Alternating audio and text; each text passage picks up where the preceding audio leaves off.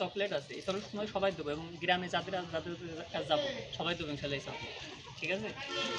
এই চকলেট তো কিনেছি কিছুর জন্য বলো দিন, তোমাদের দেওয়ার জন্য। যে দাওয়াত আমি দিতে যাচ্ছি এটা ফেসবুকে যাবে ওর নামায়। আমি যদি ভালো কাজ করি ফেসবুকে ছাড়ি, ইউটিউবে ছাড়ি, সেটার একটা অংশ কিন্তু আমার আমল নামায় আসবে, আসবে না? আল্লাহ তাআলা কোরআনুল কারীম এক জায়গায় বসে ফেসবুকে শুধু এই পোস্ট করলে হবে না, এটা হচ্ছে সেইটা হচ্ছে, এটা হচ্ছে না কেন ওইটা হচ্ছে না কেন, আপনাকে মাঠে নামতে হবে, আপনার প্রত্যেকের কাছে আপনাকে যাইতে হবে। জাস্ট এক জায়গায় বসে একটা পোস্ট করে দিলাম এটাতে চেঞ্জ হবে না, মানুষের কাছে দিনে দাওয়াত নিয়ে যাইতে হবে, কোরআন হাদিসের কথা বলতে হবে। আল্লাহ তাআলা এই হুকুম, এই অর্ডার আল্লাহ তাআলা আমাদের দিয়ে পাঠিয়েছেন। কোরআনুল কারীমের মধ্যে আল্লাহ পাক রব্বুল আলামিন বলছেন, ওয়ামান আহসানু কাওলাম মিম্মান দাআ ইলাল্লাহি ওয়া আমিলা সালিহান ওয়া ক্বালা ইন্নানি মিনাল মুসলিমিন। মিনাল মুসলিমিন। আল্লাহ তাআলা বলছেন যে তার কথার চেয়ে কার কথা উত্তম হবে?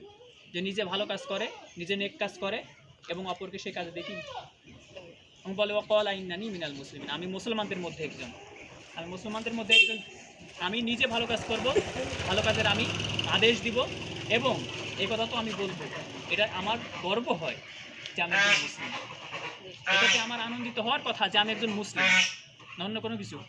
আমি মুসলিম, আমি মুসলিম হিসেবে, মুসলমান হিসেবে আমার দায়িত্ব গান, নাচ, গান এগুলো করে বেড়ানো, হুকুমগুলো মানা, নিজে গুনাহ থেকে বেঁচে থাকা, মানুষকে গুনার থেকে নিষেধ করা, এটা আমাদের দায়িত্ব, এটা আমাদের কর্তব্য। সুতরাং ফেসবুকে, হোয়াটসঅ্যাপে, টিউবনেটে যতগুলো যা হচ্ছে এগুলো আমাদের কল্যাণের চেয়ে অকল্যাণ বেশি বয়ে নিয়ে আসছে। এবং আপনি নাচ গান করে হোয়াটসঅ্যাপে, ইমোতে, ফেসবুকে আপনি ছাড়বেন, এই সমস্ত কিছুর গুনাহ আপনার তো হচ্ছেই এবং হাজার হাজার লক্ষ লক্ষ কোটি কোটি যে মানুষ আছে তাদের এরকম আমলনামার সেই সব গুনাহ আপনার আমলনামায় আছে। কথা ক্লিয়ার বুঝতে পারছি? তাহলে এই গুনার কাছ থেকে আমি দূরে থাকবো না আরও বেশি বেশি করে করবো? আমাদের দায়িত্ব হচ্ছে মানুষের কাছে সত্যটা প্রচার করা, কে মানলো কি মানলো না এটা আমাদের দেখার দায়িত্ব নয়।